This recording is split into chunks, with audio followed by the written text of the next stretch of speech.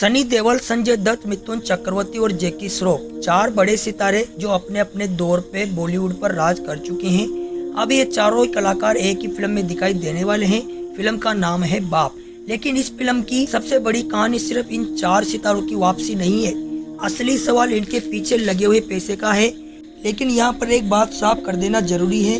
बाप को लेकर पिछले कुछ सालों से लोगों के मन में यही सवाल चल रहा है कि आखिर इस फिल्म का क्या हुआ। फिल्म की घोषणा काफी पहले हुई थी, शूटिंग में भी काफी लंबा समय लगा। लंबे समय तक इसकी रिलीज को लेकर कोई साफ खबर नहीं आई, लेकिन फिल्म बंद नहीं हुई। अक्टूबर 2025 में सामने आई एक रिपोर्ट के मुताबिक फिल्म की शूटिंग पूरी हो चुकी थी और पोस्ट प्रोडक्शन का काम चल रहा था। इसके बाद नवंबर 2025 में निर्माता अहमद खान ने भी बताया था कि बाप का पोस्ट प्रोडक्शन चल रहा है। फिल्म में काफी ज्यादा एक्शन होने की वजह से काम लंबा चला, यानी कहानी खत्म नहीं हुई। फिल्म अपने अगले पड़ाव पर है और यहीं से हमारा असली सवाल शुरू होता है। इतने लंबे समय और इतने बड़े निर्माण के बाद आखिर बाप अपना पैसा वापस कैसे निकालेगी? क्योंकि जब एक फिल्म में इतने बड़े सितारे हो, बड़ा एक्शन हो और करोड़ों रुपए दांव पर लगे हो, तो सवाल उठता है आखिर निर्माता अपना पैसा वापस कैसे निकालेगा। और अब सबसे बड़ा सवाल ये है कि बाप को अपना खर्च निकालने के लिए आखिर कितने करोड़ की कमाई करनी पड़ेगी। आज इसी पूरे पैसे के खेल को हम आसान भाषा में समझने वाले हैं। बाप में सनी देओल, संजय दत्त, मिथुन चक्रवर्ती, जैकी श्रॉफ मुख्य भूमिकाओं में नजर आएंगे। फिल्म का निर्देशन विवेक चौहान कर रहे हैं। निर्माता के तौर पर अहमद खान और सायरा खान इस फिल्म को प्रोड्यूस कर रहे हैं। साथ ही साथ फिल्म जी स्टूडियो के साथ जुड़ी हुई है। अब चार बड़े सितारों को एक साथ लाने का मतलब सिर्फ चार चेहरे पर्दे पर दिखाना नहीं है। इन चारों की अपनी अलग दर्शक पहचान है, यानी निर्माता एक ही फिल्म में चार अलग अलग पीढ़ियों की स्टार पावर को इस्तेमाल कर रहा है। लेकिन यहीं से अगला सवाल पैदा होता है, क्या फिल्म में सिर्फ सितारों पर पैसा लगाया गया है या फिल्म का निर्माण भी बड़े स्तर पर किया गया है? अब आते हैं सबसे जरूरी हिस्से पर, फिल्म का बजट। यहाँ हमें एक बात बिल्कुल साफ रखनी होगी, अभी तक बाप का आधिकारिक बजट सार्वजनिक रूप से किसी पक्की रकम के साथ साझा नहीं किया गया है। फिल्मी बात की मौजूदा जानकारी में भी बजट को टीबीए यानी अभी घोषित नहीं किया गया है। बॉक्स ऑफिस और ओटीटी की जानकारी भी टीबीए है। इसीलिए इंटरनेट पर अगर कोई 100 करोड़ या कोई दूसरी रकम दिखाई देती है तो उससे पक्की आधिकारिक रकम मानना सही नहीं होगा। लेकिन अगर हम सिर्फ ये समझने के लिए कोई अनुमानित बजट मान लेते हैं, तभी हम समझ सकते हैं कि फिल्म को पैसा वापस कैसे निकालना होगा। और यहीं से शुरू होता है असली खेल।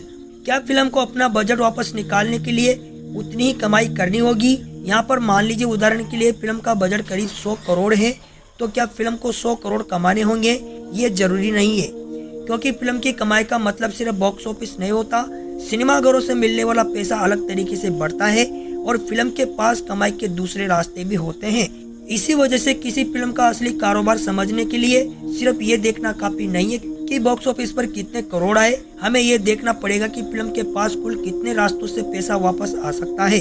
सबसे पहला रास्ता है सिनेमाघर। फिल्म रिलीज होगी तो सबसे पहले कमाई का रास्ता होगा सिनेमाघर।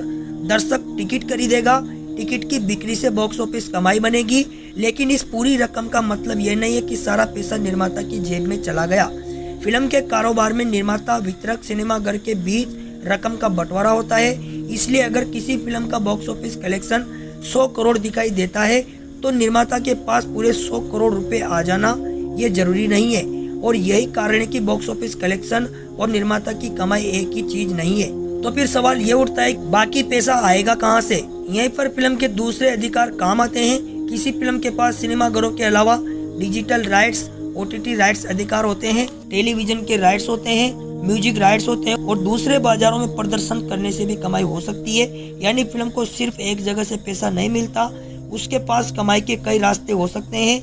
और अब एक एक करके समझते हैं कि ये रास्ते काम कैसे करते हैं। सबसे पहले देखते हैं कि ओटीटी राइट्स से कितना पैसा आता है। फिल्म के लिए दूसरा बड़ा रास्ता हो सकता है ओटीटी राइट्स। अगर किसी डिजिटल मंच को फिल्म के अधिकार यानी राइट्स बेचे जाते हैं तो निर्माता को उससे अलग रकम मिल सकती है। लेकिन बाप के ओटीटी राइट्स अधिकार कितने में बिके हैं, इसकी पक्की सार्वजनिक उपलब्ध जानकारी नहीं है। इसलिए हम आपको कोई मनगढ़ंत रकम नहीं बताएंगे। लेकिन कारोबारी नजरिए से देखें तो ओटीटी राइट्स फिल्म के लिए एक महत्वपूर्ण कमाई का रास्ता होते हैं। इसके बाद आता है सैटेलाइट राइट्स। फिल्म को टीवी पर दिखाने के लिए भी अलग से सौदा होता है। इसके अलावा फिल्म का संगीत भी एक अलग संपत्ति है। गानों के अधिकार कंपनियों को बेचे जा सकते हैं, उनसे भी निर्माता को बहुत पैसा मिलता है। यानी एक फिल्म बनाने के बाद उसके पास सिर्फ एक उत्पाद नहीं होता पैसे कमाने का, फिल्म के पास कई अलग अलग अधिकार होते हैं और अधिकार की अपनी कारोबारी कीमत हो सकती है। अब सबसे दिलचस्प सवाल यह है, क्या कोई फिल्म रिलीज होने से पहले अपनी लागत का कुछ हिस्सा वापस निकाल सकती है?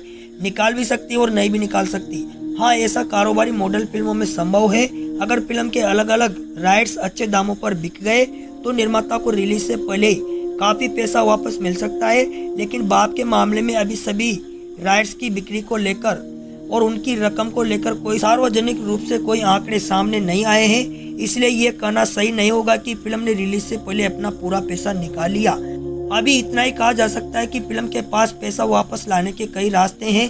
अब जरा सोचिए, अगर फिल्म सिनेमाघरों में उम्मीद के मुताबिक नहीं चली और सभी राइट्स को बेचने के बाद भी निर्माताओं के पास पर्याप्त रकम नहीं आई तो फिल्म के ऊपर लगा पैसा वापस निकालना मुश्किल हो सकता है। लेकिन अगर फिल्म दर्शकों को पसंद आ गई तो सिनेमाघरों से भी अच्छी कमाई हो सकती है। साथ ही साथ अगर सभी राइट्स को बेचकर भी अच्छी कमाई हो गई तो पूरी तस्वीर बदल सकती है। यानी असली सवाल सिर्फ ये नहीं है कि फिल्म कितने करोड़ कमाएगी, असली सवाल ये कि फिल्म के पास जो पैसा वापस आएगा वो कितना होगा। लेकिन अभी सबसे बड़ा सवाल वही है कि बाप मूवी को अपना पूरा खर्च किया हुआ पैसा निकालने के लिए कितनी कमाई करनी पड़ेगी। इसका सटीक जवाब तभी निकलेगा जब फिल्म की वास्तविक लागत और उसके अलग अलग अधिकारों से मिलने वाली रकम सामने आएगी। लेकिन इसका तरीका बिल्कुल साफ है।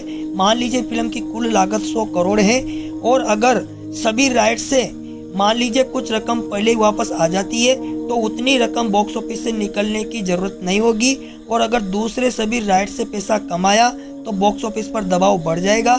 यानी फिल्म को अपना पैसा वापस निकालने के लिए सिर्फ 100 करोड़ रुपए का बॉक्स ऑफिस कलेक्शन जरूरी नहीं है। हमें ये देखना होगा कि कुल मिलाकर निर्माता के पास कितनी रकम वापस आती है। और जब वापस आने वाली कुल रकम फिल्म की कुल लागत के बराबर हो जाती है तभी फिल्म अपना खर्च निकालने के करीब पहुंचती है। इसके बाद जो पैसा बचता है वो असली मुनाफे की कहानी शुरू होती है। तो बाप मूवी की कहानी 4 पुराने स्टार की वापसी की कहानी नहीं है, इसके पीछे पूरा बिजनेस मॉडल छुपा हुआ है। बड़े सितारे, बड़ा निर्माण, बड़ा जोखिम और पैसा वापस लाने के कई रास्ते। लेकिन अभी भी सबसे बड़ा सवाल तो यही है, क्या बाप अपने ऊपर लगाए हुए सारे बजट को निकाल पाएगी? और अगर हाँ तो उसके लिए कितनी बड़ी कमाई करनी पड़ेगी? और यही है बाप मूवी की असली मनी स्टोरी। उम्मीद करता हूँ दोस्तों हमारी दी हुई जानकारी आपको पसंद आई होगी। अगर आपको ये वीडियो पसंद आया है तो वीडियो को लाइक और शेयर करना ना भूले और ऐसे इंटरेस्टिंग वीडियो देखने के लिए चैनल को भी सब्सक्राइब जरूर कर दीजिए।